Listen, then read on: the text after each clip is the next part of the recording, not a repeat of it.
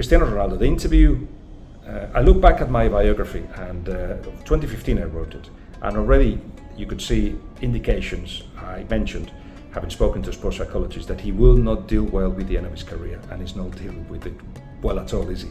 I'm a happy bunny. Do you know what that is? It means that despite the fact, when I first got to the accreditation centre, which is a long walk, despite the fact that I was told, your accreditation is cancelled, I sorted it out. Because there is only one thing in life that cannot be sorted. You know what that is. Anyway, let me show you where I am. This is the accreditation center, but also next to it is the media center, which I'll take you another day because I'm not going in today because I need to buy some stuff, tripod and a couple of things more. I was coming from that way.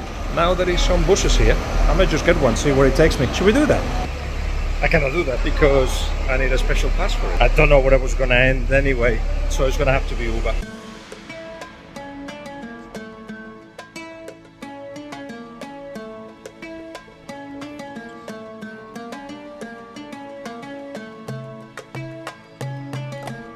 So, I've had to cancel 3 Ubers because I think they're waiting behind that ceiling and they're not coming over. So I need to find exactly where the location is in this massive building. Look at that. If those were real problems, eh?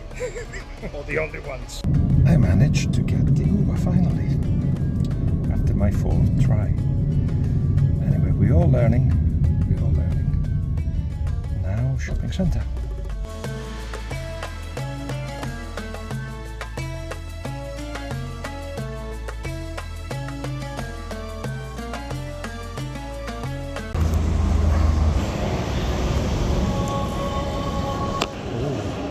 Where do we start?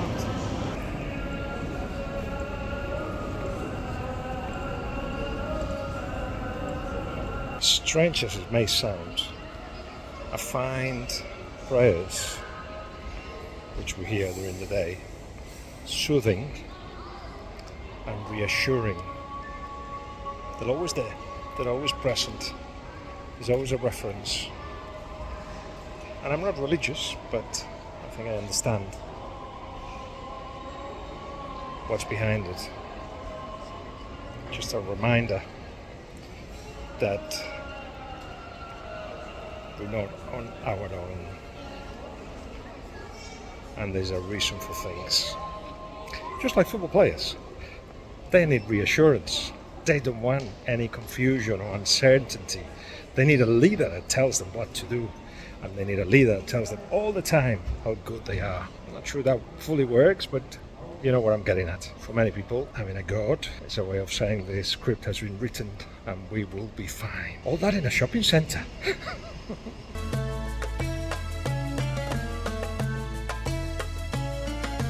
Oh, if only they had a biography of Cristiano Ronaldo.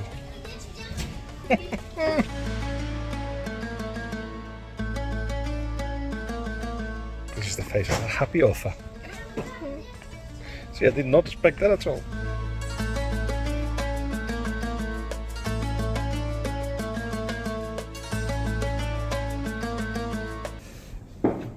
Hello.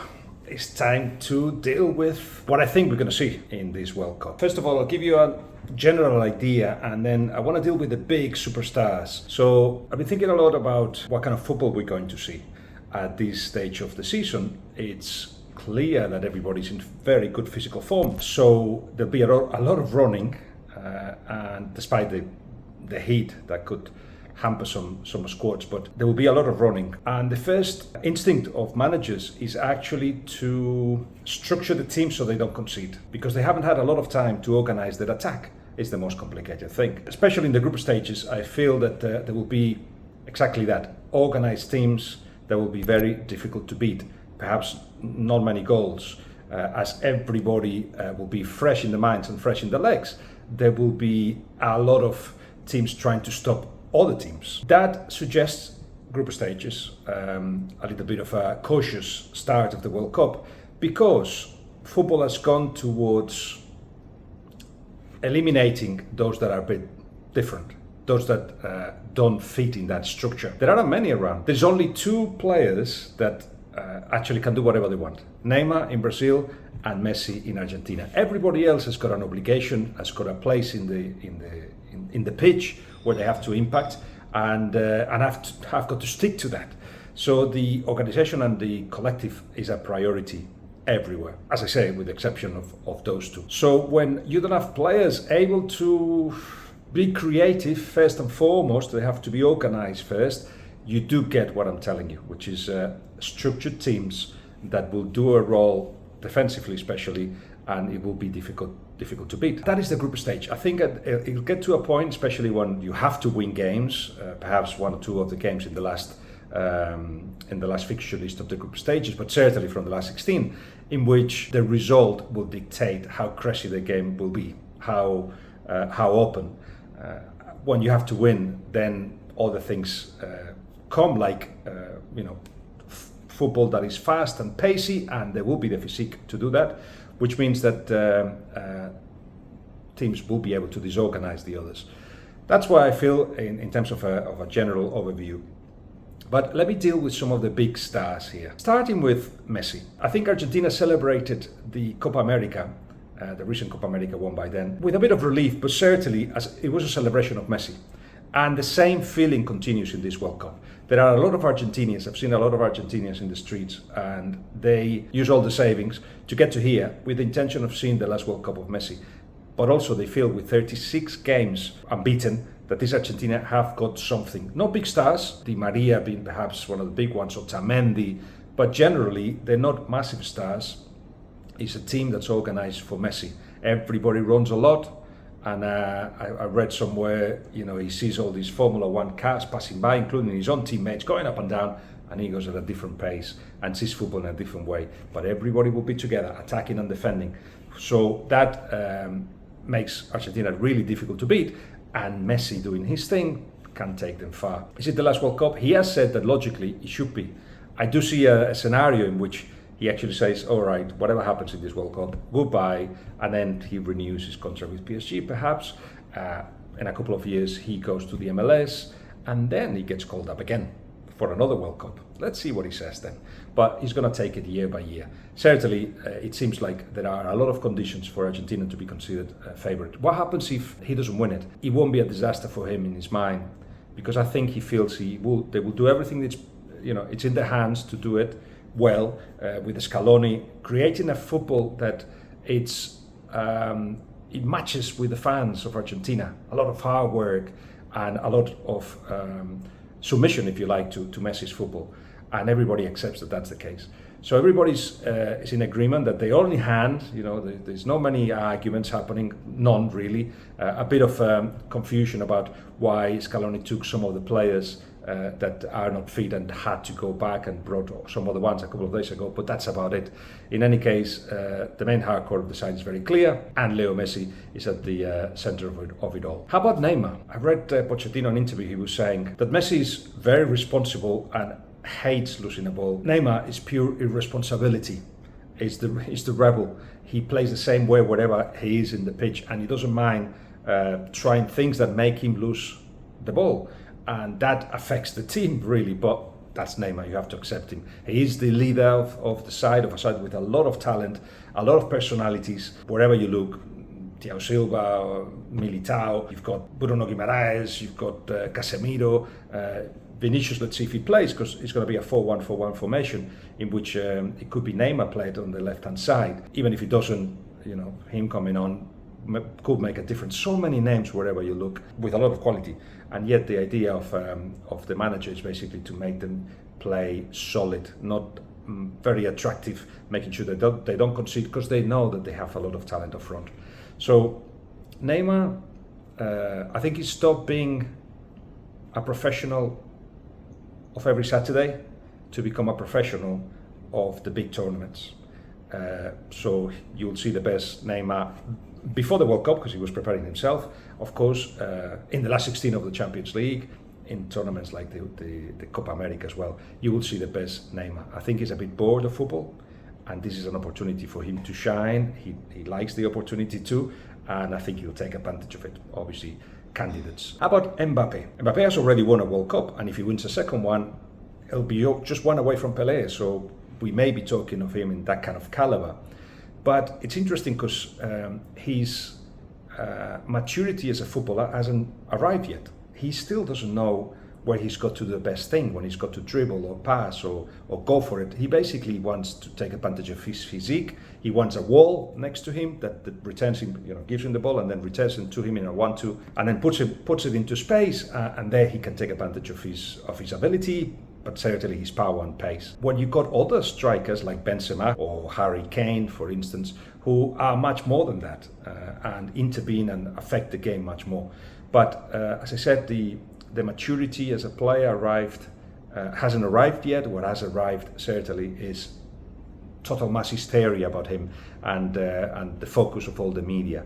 Completely opposite to the other superstars that first became mature, for instance Harry Kane, and then they got the whole media after him and the focus of all the attention. With Mbappe, he is right now, having signed another contract with PSG, being the center of his world. He wants everything to help him, so he needs a striker next to him. France, remember, a bunch of very good names, not so much in midfield with the absence of Pogba and Kante, but I've got quality throughout. But names don't make a team. And of course they failed in the last 16 against Switzerland in the Euros. And it's possible that something like that happens again, because I don't see that fluidity at the front. Certainly though, they've got individual quality, and those things take you far. Harry Kane is the other superstar that I wanted to look at. He's now much more than a number 9. Some see it as a problem because he gets away from the penalty spot, if you like, from the box. But actually that's what makes him better. As Pochettino says, he can play anywhere apart from goalkeeper. He did play as a goalkeeper once and conceded a goal with the ball going through his body in a free kick, I think it was. Anyway, he can play everywhere. He can finish things. He can take set pieces. He can defend set pieces and defend 1v1, so he's very useful for that too. But now he sees the pitch very, very big, and that benefits his football if somebody can take advantage of that. And I think England are learning to do that. Just very quickly on England, there's criticisms of Gareth Southgate for being cautious. That's what took you to the semi-finals of the World Cup and to the final of the European Championship. Why all of a sudden you just want to change? Remember, it's a very short competition. Mistakes get penalized, and Spain, for instance, won the World Cup conceding 2 goals, not scoring so many. So Gareth Southgate knows that he's limited perhaps in the options he's got in midfield, but are better than in the last European Championships. And he knows that if they don't concede, they have quality to score. This is not an Eurovision contest to the prettiest national team, but to the most efficient. And I think it will be good if Gareth Southgate don't fall for those calls to be more offensive. Not at all. Do what you've been doing, because that's what took you where it has taken you. This World Cup will say goodbye to the last 14 winners of the Ballon d'Or.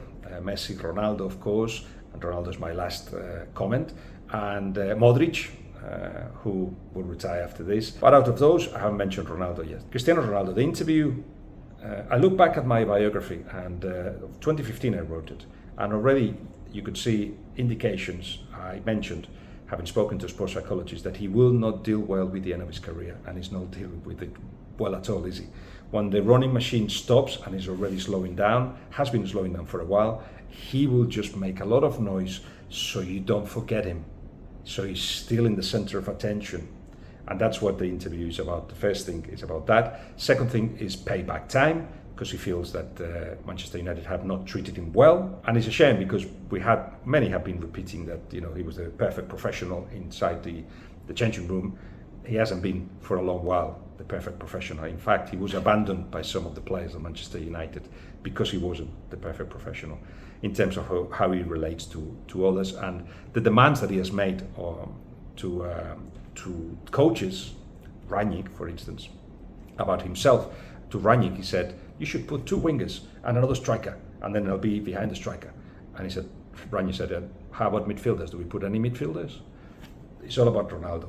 And here, yes, he used somebody that he's friendly with to feel comfortable and to kind of ease the way to what he wanted to go to, which is to put his take on everything. And the problem with that is that when you expose yourself and you put your take on everything, it also exposes your weaknesses. your narcissism, your need for attention, your need for devotion, not just attention, devotion. Why? Because his parents were not there when he was growing up. His dad was alcoholic and was grey and not very present in the decision making of the family. His mom was working all day long, and at 12 allowed Cristiano to go to Lisbon to develop his career. Parents disappeared for 4 years or so. He had to look for other replacements. Mom reappeared when he was 18 and started looking after him and feeling sorry for what she had done. That's the story of Ronaldo, in an absolute need for your devotion. And now that he's feeling that he's not getting it because football is not showing the talent that he had, he's claiming it in a different way, like in a massive interview where a lot of the things that were said, yes, came from the heart, yes, were honest, but expose him as what he is, a man that doesn't belong to the elite anymore. And what will happen with Portugal? With Ander Silva, for instance, with Leao, with Joao Felix? Do you really need Cristiano? I say no, but Fernando Santos is the manager.